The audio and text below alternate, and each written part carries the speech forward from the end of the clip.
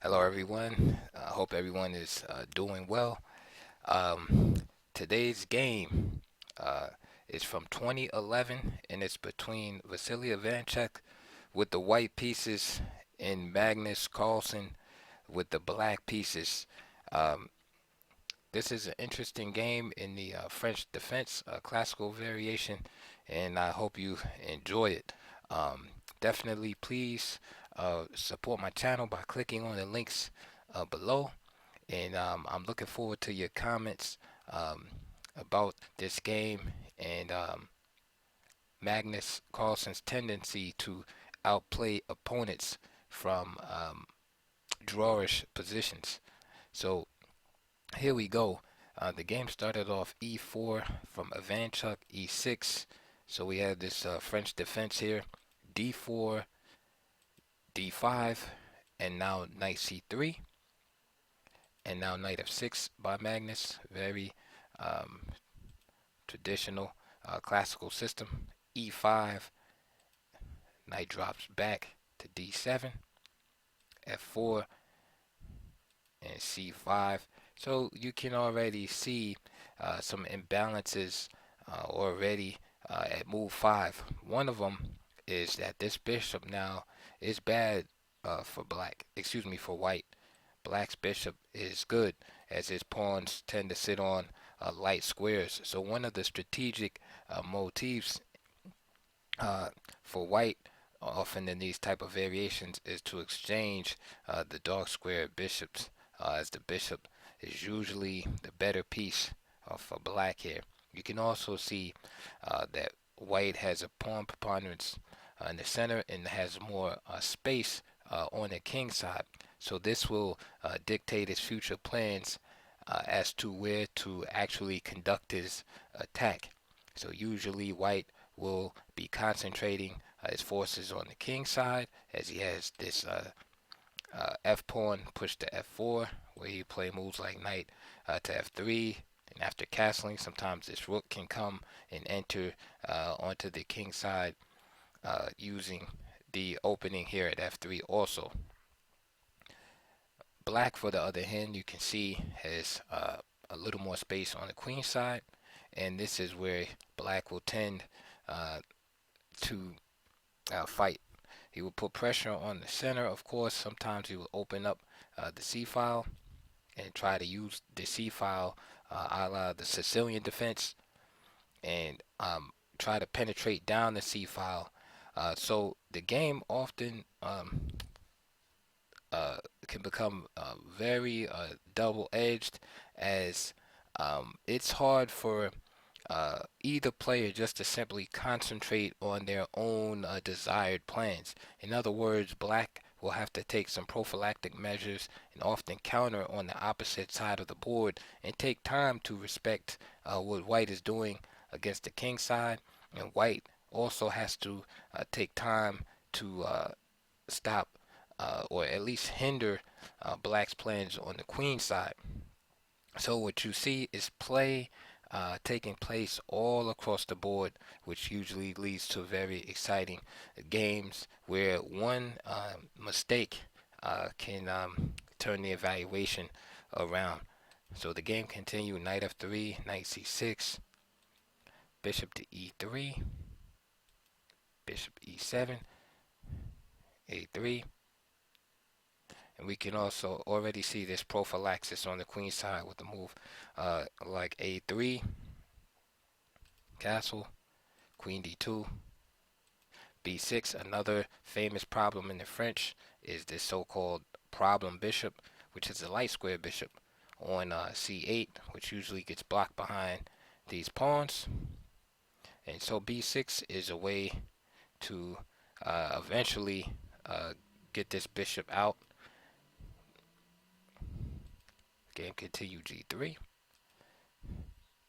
king h8, and now h4. So we can see the beginning of white's plan with h4, f6, and this is what I was talking about earlier in the prophylaxis here, how black is not able just to start attacking on the queen side without taking some um, security measures on the king side to protect himself. So you see moves like king h8, for example, and now f6 counterattacking the center.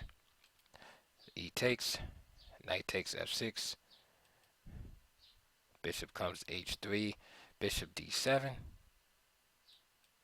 rook d1, c takes, knight takes, and now e5 by Carlsen, striking in the center. Knight takes c6 by Ivanchuk. If he takes f takes e5 here, then just knight takes e5, and this already gives black some sort of initiative as he's threatening to come to c4. And that means white has to play a move like bishop f1 to guard the square, which he doesn't want to do, or a move like b3, again, which is bad also, as the queen side is weak over here. This pawn is weak, and it just it's no good tactically. On top of that,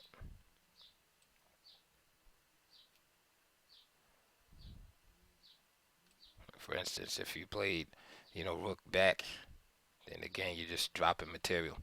So this is why Ivanchuk chose the simple way and played knight takes c6. Bishop came in, and now f takes e5, d4,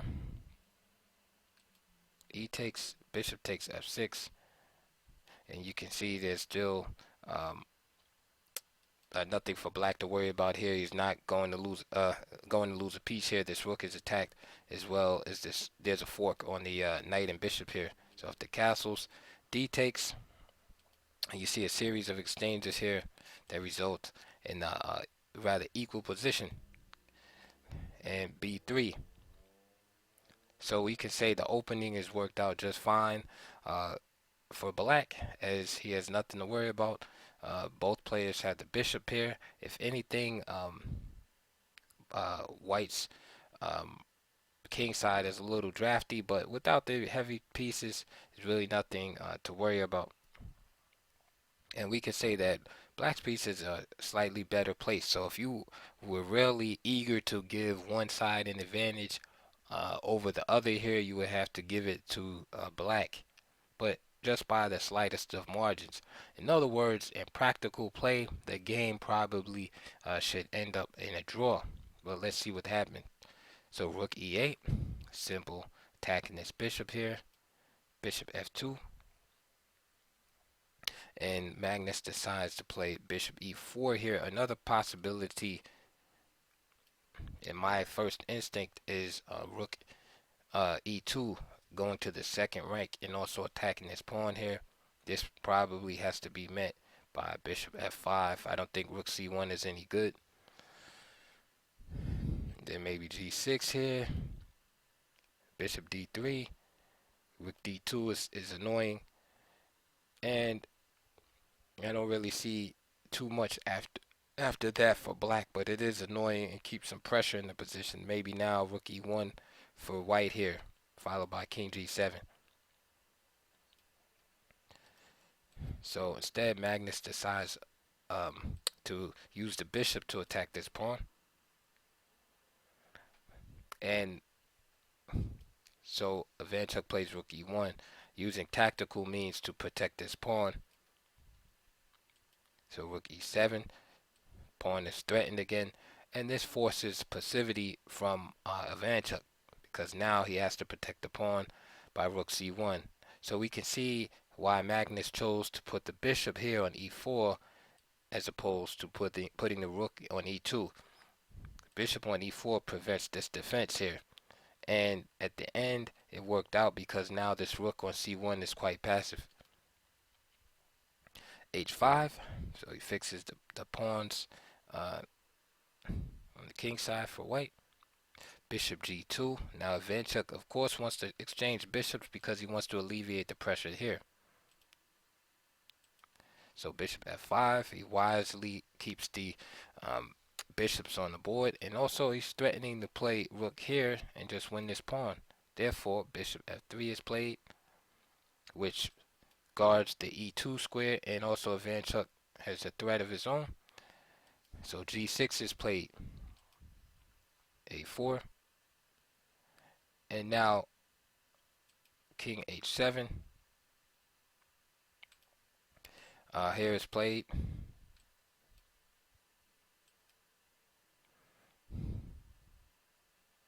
If King G7, then simply King F1, and the players start trying to march, uh, get their king into the game.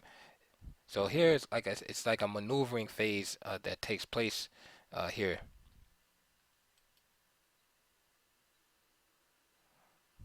But again, notice how black's pieces are just slightly better than white's pieces, and this is the key to the game because at first glance everything looks pretty equal, and it looks like there's not really a big advantage. But all of white's pieces are slightly inferior. The rooks, the bishops, and I guess the only piece that we could say is perhaps a little better is the king, maybe. But I can't even say that because white's king can't really escape the king side if he wants because of the rook on the e file being so dominant. Black's king can come out if he wanted to. So the game continued b4 and g5. And again, this puts tremendous pressure here. Like, for example, if h takes g5, then just bishop takes g5, and the game would pretty much be over. The rook would be forced to move, and the pawn would drop. So Ivanchuk plays a5, and now g4 by Carlsen. Another possibility is g takes, but I don't see any big differences. G takes, h4, a takes. So g4 by Magnus. A takes here. And of course, if Magnus loses focus and plays g takes f3, then bishop takes a7. I'm sorry, pawn takes a7. Here. Then let's say bishop e4 to stop the queen.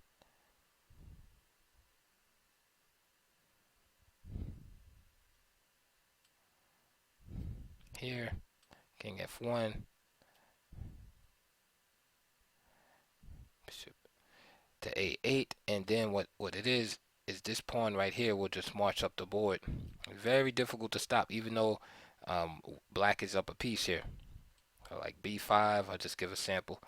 Variation rook e2, b6.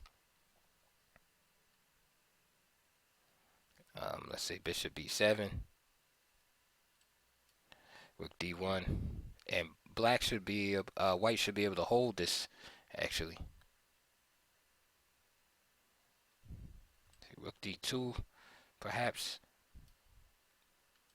Maybe rook d2 will work, but the point is that this becomes very problematic if Carlsen takes this bishop on f3, and I think it was a wise decision for him not to take.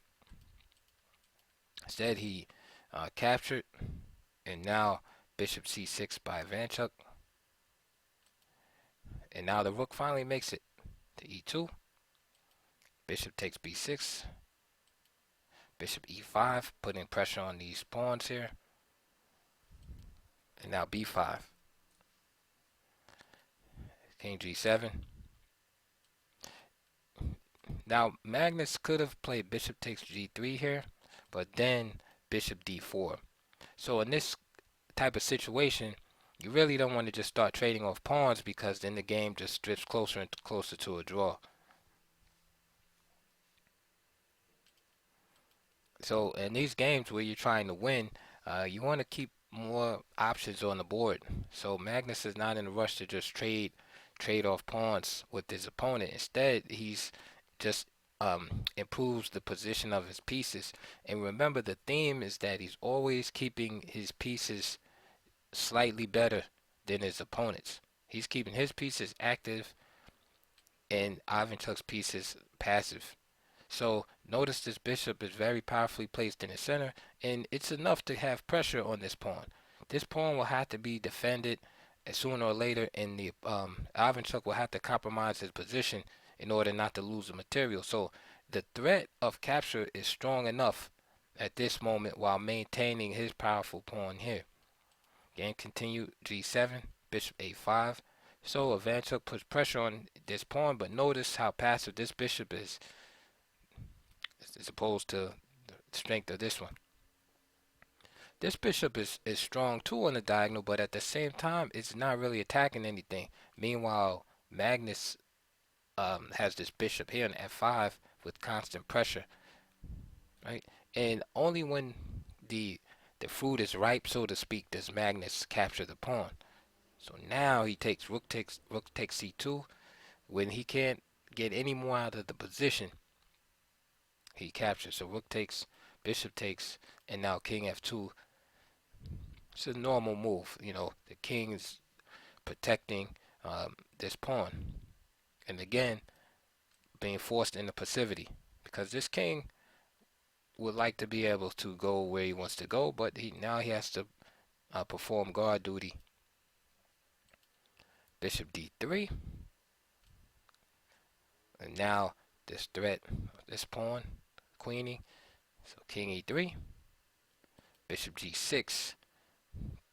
Notice how the king is cut off from these squares. And also the threat still remains.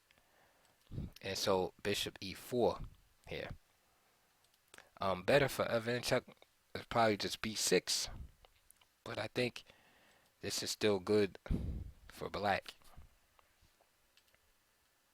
Because what happens is eventually, although this pawn is stopped by this bishop, these pawns now suffer from being on dark squares. So the game continued. Bishop e4 here. Carlsen found a nice continuation and just c2. Of course, bishop takes g6 is out of the question. So bishop d2, but again the same problem occurs. Who's going to protect this pawn? So being faced with this dilemma of allowing the queen or protecting g2, which is the principle of attacking two things at once, or just posing a dilemma to your opponent. It works in very simple position, but when you look at it closely, you can see that it just boils down to the fact that Magnus created a situation where he posed a dilemma or two threats simultaneously, and the opponent only having one move is not able to stop both threats at one time, and therefore he must lose material. Simple as that. So bishop d2 stops the queen, but bishop takes g3 happens and he loses a pawn. Bishop takes g6, king takes g6.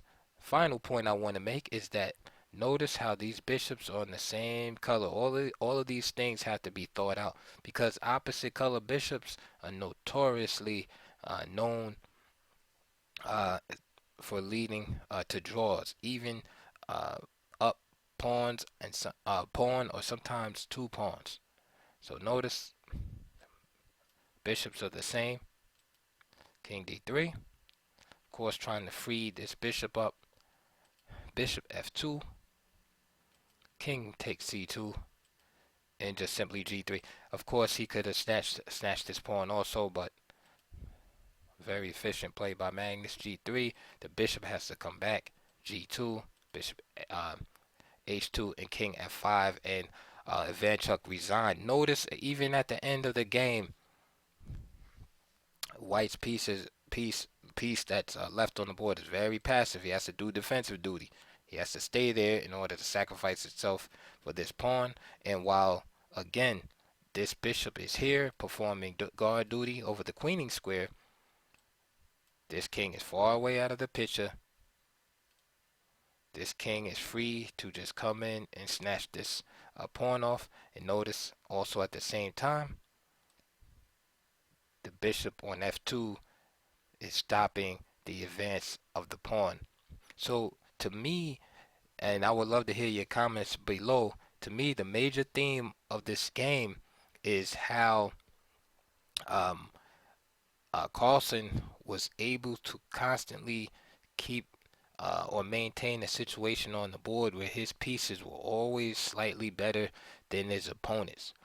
Carlsen uh, would attack and force Ivanchuk's pieces into passive defensive positions constantly, and then at a certain point in the game, he would uh, give Ivanchuk a dilemma that he could not possibly deal with, namely where he would pose more than one threat simultaneously, and that would lead um, first in the loss of material and then ultimately in resignation from his opponent. So I would love to hear your thoughts on this game. Fabulous game by Magnus Carlsen, who was 28-23 at the time in the ratings. Ivanchuk was 27-65. Again, please click the links below. Hit that like and subscribe button because it moves the video up in the algorithms on YouTube. And I'll see you guys on the next video.